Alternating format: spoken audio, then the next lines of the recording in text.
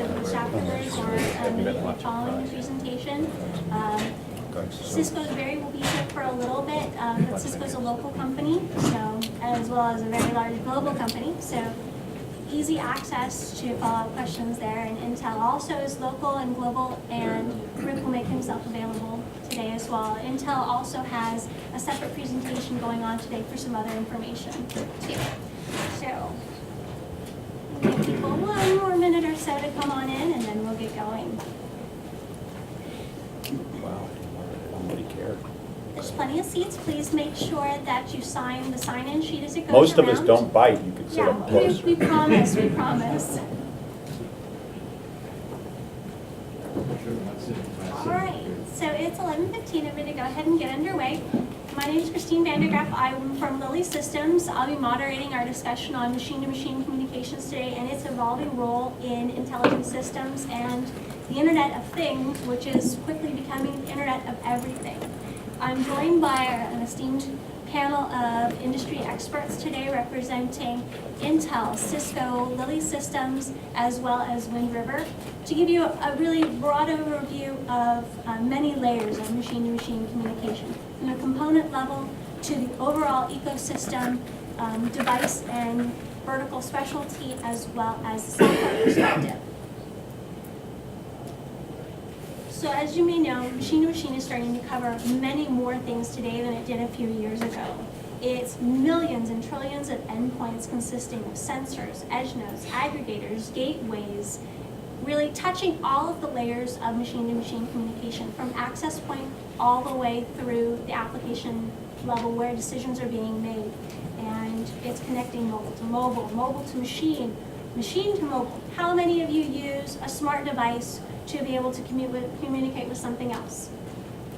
I personally have used it from my couch to be able to turn on my heater when I'm cold at home, when I'm feeling lazy. Or to be able to check on the status of, did I leave the heat on? Did I turn a light on? That's our consumer side of machine-to-machine communication, but it's going much deeper than that. It's touching us in transportation. It's allowing us as consumers to be more connected with businesses so that businesses can better serve us. It's all about evolving and making accessibility of information to everyone, everywhere in a very connected way. That's why it's really, and Cisco coined the phrase, taking it from being the Internet of Things to the Internet of Everything. People connected to people, connected to devices, connected to technology, connected to business, connected to everything. And it's evolved. In 2007, 2008, we started to see it more on the business to consumer side. Then it's evolved further to business to consumer. And today we're seeing that taken a layer even deeper so that you have a more integrated solution. John earlier at the end of last year spoke at a connected vehicles conference, and it's not so much just about connecting cars to our mobile devices, but it's about optimizing infrastructure and transportation systems. And John will talk a little bit more about that once we get into the meat of the discussion.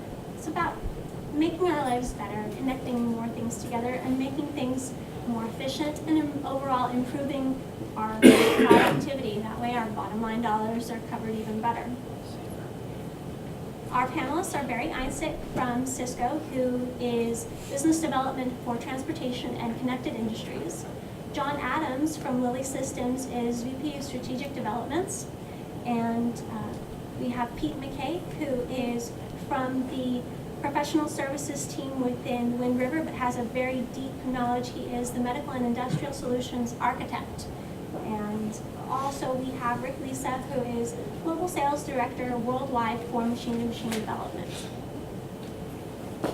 Just giving a little bit of perspective of where things have come from. As I've said, we're seeing more and more devices connected, and that's anticipated to grow up to about 40 billion by 2020, which means that there's a lot of data that will be collected as well and how we're dealing with those things. But today, over 99% of all physical objects that are currently unconnected will be connected. So that's a huge growth potential for the machine-to-machine industry in general. Lots of opportunity for all of us and for everyone. What we have to look at is when choosing what to connect is the relevance of those connections and what are the outcomes that are possible by that information. So when we start to even think of big data, there are the speed of information collected, the validity of that information. Is it coming from valid resources? And the machine-to-machine solutions that are getting implemented today are serving as a means of looking at and resolving some of those questions. We're coming to a very networked effect where newer capabilities, richer experiences, and unprecedented value is being created and brought to users at multiple levels. Now, with opportunity often come risks, and we'll touch on some of those risks as we speak. Maintaining security and protecting privacy, especially as we're using those mobile devices. We want to know that any information that we put out there is being transmitted very securely. Likewise, as information is gathered from other infrastructure elements such as energy, is that data being communicated in such a way that the growing intelligence of hackers can be managed? Barry, would you like to say anything about this since this information has come from Cisco? So I think the key takeaway for this from a Cisco perspective is that this is one of the most significant market transitions that we see, and it is one of the key initiatives. I mean, it's been widely publicized. It's all over social media. I think it's really it's a great opportunity, not just for Cisco, but for the entire industry. Thank you. So Cisco comes at it from a very large ecosystem perspective, having a very large footprint as well as relationships with a number of organizations.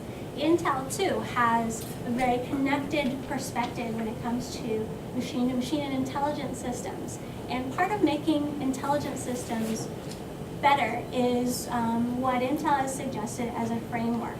Some of the things that framework is looking at optimizing is connectivity, manageability, and that ever-important security.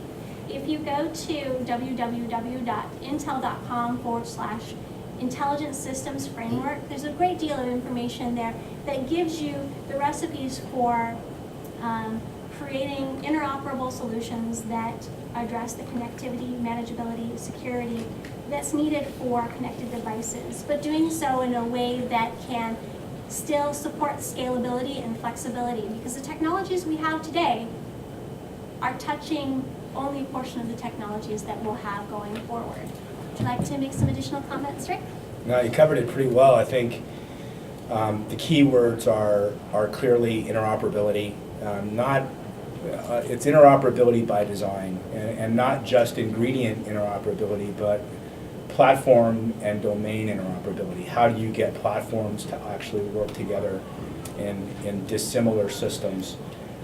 So we're really trying to understand that interoperability element while keeping in mind the issues of managing billions of devices on a network and securing those devices and making sure that as workloads come along, you're able to scale into those workloads and deliver the increased demand against applications and user requirements without having to re-architect the entire design every time you do that. We also believe that there's two key opportunities in the market, and as technology companies, we all focus on what we're trying to design into new products. But in order for this billions of connected systems and for these systems of systems to be truly useful, we have to think about how we bring the legacy infrastructure into the market as well. It can't just all be new design. So there's a lot of elements we're building around the framework to ensure that we not only have the ability to bring the past into the future, but make sure the future can scale into all the demands and needs of the market as well. Thank you. There are a lot of factors to consider when determining which M2M solution is an appropriate fit for a new and emerging technology or a new and emerging application. A lot of that has to do with knowing what you're connecting to and the purpose of that connection. Knowing that you're not only going to be managing a piece of it, but that piece that you may be responsible for fits well with the piece that the decision maker is going to be utilizing at the end. So being able to either as a single organization or through an overall ecosystem, be able to create a true end-to-end solution that has, as we mentioned, that scalability. Long-term, and John is very knowledgeable when it comes to the protocols. medical has a distinct set of protocols, transportation does, and there are additional protocols that are developing as the needs arise, and organizations that help to take that knowledge and formulate it into something that can be used by multiple folks across the industry. It's about designing in such a way that it's not just for today, but looking forward. That it addresses the needs for some proprietary technology, the legacy of things that exist, and as Rick said, knowing that you have the ability to be able to reach and utilize next generation technology or requirements that are not yet fully addressed or fully known. And at the end of the day, we want to be able to have a solution that gives us optimized total cost of ownership, that you've looked far enough that you know what support you're going to need, and that you'll still be able to get to market quickly. That the incremental cost you see today will address it. We're going to get into audience questions in just a moment, so I will come back to you first since you had your hand up first.